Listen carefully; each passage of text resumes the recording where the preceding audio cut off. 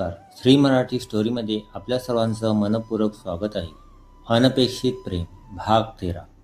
गुरुजी म्हणाल्या, तुला काय वाटतं, मी इथे शिकायला येणाऱ्या प्रत्येकाकडून एकही पैसा का घेत नाही? तुझ्यावर डोंगर कोसळला आहे असं वाटतंय ना तुला? डोळ्यावरचा चष्मा काढून बाजूला ठेवत स्थिर चेहऱ्याने त्या बोलायला लागल्या. मीही अशीच तुझ्यासारखी तुझ्याच वयाची होते तेव्हा सुखवस्तू कुटुंबात वाढले होते.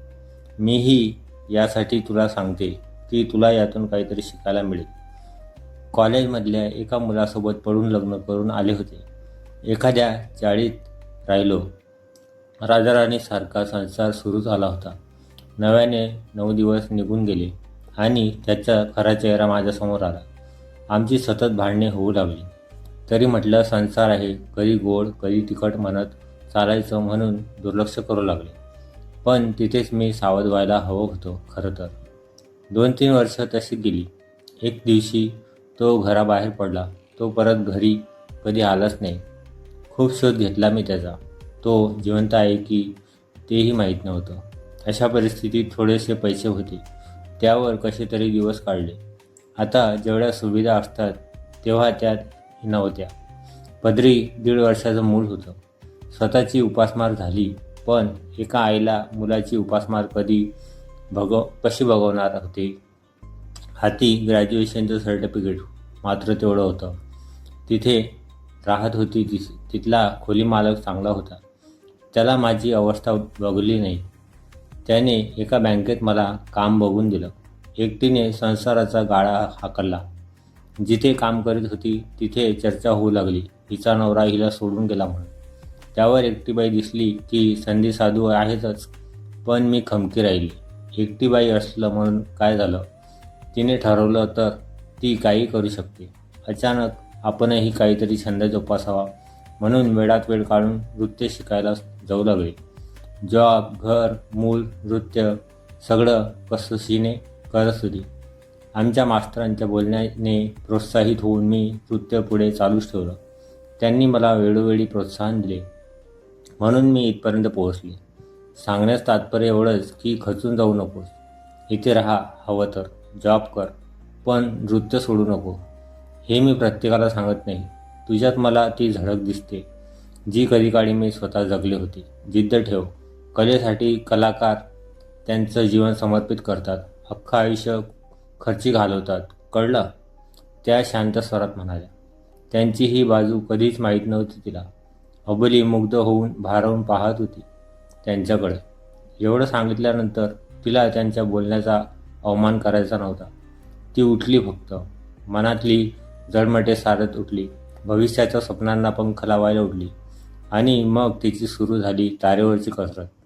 1-2 महिन्यात तिने अनेक ठिकाणी अप्लाय केल्यानंतर एका ठिकाणी एका कॉलेजमध्ये साधारण ती स्टाफ म्हणून जाऊ लागली. सकाळी 9 ते 5 जॉब करत घरी आल्यावर कथ्थक सराव. दिवस कसे भुरकन उडून जात होते. हातात पैसे येऊ लागल्याने तिला स्वबळ मिळालं होतं. थोडे पैसे जमल्यानंतर तिने स्वतःसाठी फोन घेतला. कमी किमतीचा असला तरी तिच्या स्वतःच्या पैशातून घेतला होता तो. ती तशीच कामावरून घरी आली आणि तिने सायलीला कॉल करायचा विचार केला. आता अजून डान्स प्रॅक्टिस करायची आहे. गुरुजी तशा कडक शिस्तीच्या होत्या, त्यामुळे तिने रात्री कॉल करायचं ठरवलं. रात्री सगळं आटोपल्यानंतर ती रूममध्ये आली. समोर वॉलवर कृष्णाची पेंटिंग होती. तिने त्यावरून हात फिरवला आणि म्हणाली, क्षणोक्षणी तू आठवण करून देतोस की तू माझ्यासोबत आहेस म्हणून. ती हसली. किती दिवसातून ती हसणं विसरली होती. त्याचे डोळे पाहिले की तिच्या मनाला शांती मिळेल. असं वाटतं तुला असंच पाहत बसावं. बराच वेळ ती त्या पेंटिंगकडे बघत बोलत बसली होती. मग तिला आठवतं की अरे, आपल्याला तर कॉल करायचा होता ना सायलीला.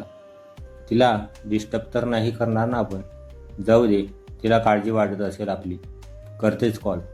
तिने कॉल लावला. हॅलो, कोण? समोरून आवाज आला. अबोली म्हणाली, मी अबोली बोलते. तिकडून आवाज आला, कोण? चुकून दुसऱ्याला कॉल तर नाही लागला? म्हणून तिने स्क्रीनवर बघितलं. बरोबर लागलाय. मग अबोली म्हणाली, अगं मी अबोली, तुझी मैत्रीण. समोरून कुठलाच प्रतिसाद आला नाही. अबोलीच्या मनात धडकी भरली. ही अशी काय करते? सायली म्हणाली, काय कशी वाटली माझी ॲक्टिंग? खरंच सायली खो खो हसायला लागली. अबोली म्हणाली, काय तू असं करतात का? मला वाटलं. सायली म्हणाली, काय वाटलं तुला? की मी रागावली म्हणून? वेडी अबोली, आहेस कुठे तू? ठीक चाललंय ना? आणि फोन घेतला म्हणजे जॉबला जाते काय तू? अबोली म्हणाली, अगं हो, मी ठीक आहे. आमच्या गुरुंजीकडेच राहते सध्या. सायली म्हणाली, बरं झालं. सायलीने सुटकेचा निश्वास सोडला. अबोली म्हणाली, सायली म्हणाली, हां बोल ना. अबोली म्हणाली, माझ्यामुळे उगाच तुला टेन्शन ना? सायली म्हणाली, आता मी खरंच रागवेन हा? अबोली म्हणाली, नाही, तू ठीक आहेस ना? सायली म्हणाली, हो गं, तुला मला काहीतरी सांगायचं आहे. अबोली म्हणाली, आता मी येणार नाही कुठे. सायली म्हणाली, पागल, आधी ऐक तरी. जाऊ दे, तू भेट मला, मग मी सांगेन तुला, ओके? अबोली म्हणाली, अगं काय झालंय? काही सिरियस आहे का? सायली म्हणाली, हो, उद्या सुट्टीच असेल तुला, मग उद्या भेटू आपण बाहेर कॉफी शॉपमध्ये. मी तुला ॲड्रेस पाठवते. बाय. अबोलीने फोन ठेवून दिला आणि म्हणाली, काही सिरियस सांगायचं आहे हिला. जीव कसा टांगणीला ठेवायचा हे हिच्याकडून शिकावं. आता उद्या कळेलच काय ते. अबोली म्हणाली, अरे देवा, एवढा उशीर? गुरुजी बोलतील मला, म्हणत ती उठली आणि पटापट आवरायला घेतलं. धुतलेले केस सुकवत ती आरशासमोर आली. तिने आरशात पाहिलं. तिचीच स्वतःच्या चेहऱ्यावरची नजर हटत नव्हती. लांब सडक कुरळे केस तिच्या नैसर्गिक सौंदर्यात आणखी भर घालत होते. तिचं स्वतःवर या काळात दुर्लक्ष झालं होतं. तिने आज छानपैकी तयार व्हायचं ठरवलं. स्वतःहून घेतलेले काही नवीन जोडी ड्रेस ठेवले होते. त्यातला एक तिने निवडला. इतके दिवस ते ड्रेस तसेच पडून राहिले होते. तेवढ्यात सायलीचा मॅसेज आला होता. मॅसेज पाहून ओके म्हणून तिने तिला मॅसेज टाकला आणि तयारी करायला गेली. तिने ठरवलं होतं, आता पुढत बसायचं नाही. जे येईल ते स्वीकारायचं आणि पुढे जायचं. रडकं व्हायचं नाही. ती रेडी झाली. केसाची वेणी बांधायला घेतली आणि अचानक तिला अर्जुनचे बोलणे आठवले. तिने वेणी सोडली आणि निघाली. सायलीने पाठवलेल्या ॲड्रेसवर अबोली पोहोचली. Wow, you are looking so gorgeous. Sayali तिला ग्रीट करत म्हणाली. अबोली म्हणाली, तूही काही कमी दिसत नाही आहे आणि तुझ्या चेहऱ्यावर केवढा ग्लो आला आहे. मी ऑलरेडी ऑर्डर दिले. सायली टेबलावर बसत म्हणाली. अबोली म्हणाली, ओके सायली, तू मला काहीतरी सिरियस सांगणार होतीस ना? अबोली सिरियस होत म्हणाली. सायली म्हणाली, हो, कसं सांगू? सायली खाली बघत हसली. अबोली म्हणाली, अगं तू लाजतेस काय? अबोलीला हे अनाकलनीय सायलीला बघून ती हसायला लागली. सायली म्हणाली, झालं, मी सांगू की नको? सायली भुवई उंचावत म्हणाली. अबोली म्हणाली, सॉरी, बोल, तू बोल. कसंबसं ओठ एकमेकांवर दाबत अबोली हसू आवरत म्हणाली. चेहऱ्यावर भली मोठी स्माईल देत सायली म्हणाली, तू लवकरच मावशी होणार आहेस. अबोली स्तब्ध झाली. परत भानावर येत म्हणाली. ती जवळजवळ ओरडतच म्हणाली, काय, मी मावशी होणार आहे? चेहऱ्यावरचा आनंद ओसंडून वाहत होता. 1 मिनिट, म्हणजे तुला हे सिरियस सांगायचं होतं तर? अबोलीने डोळे बारीक करत म्हटली. जाऊ दे, काय मस्त न्यूज दिलीस तू. अबोली हसत म्हणाली. सायली म्हणाली, अशीच हसत राहा. जरा वेळ इकडच्या तिकडच्या गप्पा झाल्यानंतर सायलीला दुसरीकडे पाहताना बघून अबोलीने तिकडे बघितलं तर बाजूला असलेला मुलगा तिच्याकडे पाहत होता. तिने परत नजर समोर वळवली. सायली ती ऐकत नाही पाहून अबोली हळूच तिच्या हाताला चिमटा घेतला. सायली म्हणाली, आई ग. अबोली, तुझी अजूनही सवय गेली नाही वाटतं. अबोली म्हणाली, अगं तो मुलगा कधीपासून तुझ्याकडेच पाहतोय ते बघत होती मी. बघ, काही नको, तू चल इथून. सायली म्हणाली. अशीच पडणार आहेस का नेहमी सारखी? अबोली म्हणत. तिला सायलीच्या बोलण्याचा अर्थ नीट कळला नाही. अबोली म्हणाली, म्हणजे? सायली म्हणाली, काही नाही, चल, जायचं म्हणतेस ना, जाऊयात. सायली विषय टाळत म्हणाली. तिकडून निघून त्या अशा जरा फिरत राहिल्या. अबोली म्हणाली, सायली, अगं मला घर बघशील का भाड्याने? सायली म्हणाली, का, काय झालं? तुझं बरं चाललंय ना? अबोली म्हणाली, अगं म्हणजे त्या म्हणाल्या असल्या तरी ते बरं वाटत नाही ना. किती दिवस राहणार तिथे? सायली म्हणाली, हां बघते मी, आहे एक रूम. अबोली घरी आली. 2 महिन्यानंतर संध्याकाळी निवांत कॉफी घेत असताना तिने बाजूलाच बसलेल्या गुरुजींकडे विषय घेतला. अबोली म्हणाली, गुरुजी, मी दुसरीकडे राहायची सोय केली आहे. तिकडे जाणार आहे मी. उद्याच निघेन म्हणते. तालीमला इथे येत जाईन मी आपल्या नेहमीच्या वेळेत. त्या तिच्याकडे पाहत म्हणाल्या, दुसरीकडे राहण्यापेक्षा इथेच का राहत नाही? मला माहिती आहे तुला आवडत नसेल ना असं राहायला. ठीक आहे, तू पेईंग गेस्ट म्हणून राहा. खरं तर तुझी सवय झाल्यापासून मला आता एकटीला नाही राहावत ग. माझा एकुलता एक मुलगा, लग्न झालं आणि परदेशी, तिथेच राहायला कायमचा. माझ्या खात्यावर पैसे पाठवतो दर महिन्याला. ते तसेच आहेत. मी हात नाही लावला त्या पैशांना. माझे स्वतःचे बचतीचे आहे, जमा करतो. साधं फोन करून विचारू शकत नाही आईला? पैसे पाठवले म्हणजे आपलं कर्तव्य संपलं असं वाटतं यांना.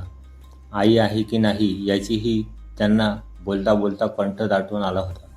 डोळ्यातून आलेलं पाणी सगळं काही सांगत होतं. अबोली, तुझ्यासारखी मुलगी म्हणजे भाग्यच बरं का. या म्हातारपणी एकट्यानं जीव नकोसा होतो ग. अबोली त्यांच्याजवळ जात म्हटली, माझं जाणं कॅन्सल करते मी. प्लीज आधी तुम्ही शांत व्हा. ती त्यांना शांत राहा म्हणत असली तरी त्यांच्या बोलण्याने तिचं मन अशांत झालं होतं. हळूच तिच्या मनात एक विचार डोकावला. अबोली म्हणाली, माझ्या आईबाबांना मी एकुलती एक, मग त्यांना आता आधार हवा असेल ना. मी भेटून येऊ का नुसतं? मला माहिती ते माझं तोंड काही बघणार नाही. पण आई, ती बरी असेल ना? तिने वचन घेतलं होतं माझ्याकडून, तू कधी परतणार नाही म्हणून. काय करू? गुरुजींच्या बोलण्यानं अबोलीचं मन अस्वस्थ झालं होतं. अबोलीने तिच्या घरी जाऊन बघायचं ठरवलं. स्वतःच्या मनाशी शांती तरी होईल. दुसऱ्या दिवशी रजा घेऊन ती गुरुजींनाकडून तिच्या घरी जायला निघाली. मनात धाकधूक होती. सारखं बेचैन होतं मन. आपण जाऊन बरोबर करतोय की चुकीचं तेच कळत नव्हतं तिने एक प्रायव्हेट टॅक्सी केली. टेन्शन घ्यायचं कारण एकच होतं, ते म्हणजे तिचे नाममात्र वडील. प्रवास करून ती घरी पोहोचली. एका जुन्या अपार्टमेंटमध्ये तिचं घर होतं. फक्त म्हणायला होतं ते घर तिचं आता राहिलं कुठं होतं. मनात हुरहुर लागली होती. स्वतःच्याच घरात जाताना तिचं हृदय धडधडत होतं. जिना चढत ती दुसऱ्या फ्लोअरला आली. समोर पाहते तर रूमला टाळा लावला होता. तिची निराशा झाली. नुसता आईचा चेहरा तरी बघायला भेटला असता तर किती बरं वाटलं असतं. तो टाळा पाहून तिला काही सुचेना. तिने शेजारी राहत असलेल्या काकांना विचारलं. ते म्हणाले ते गावाला गेले राहायला कायमचे. अबोली म्हणाली, कधी गेले? 4-5 महिने झाले असतील. तिचं अवसासनच गळालं होतं.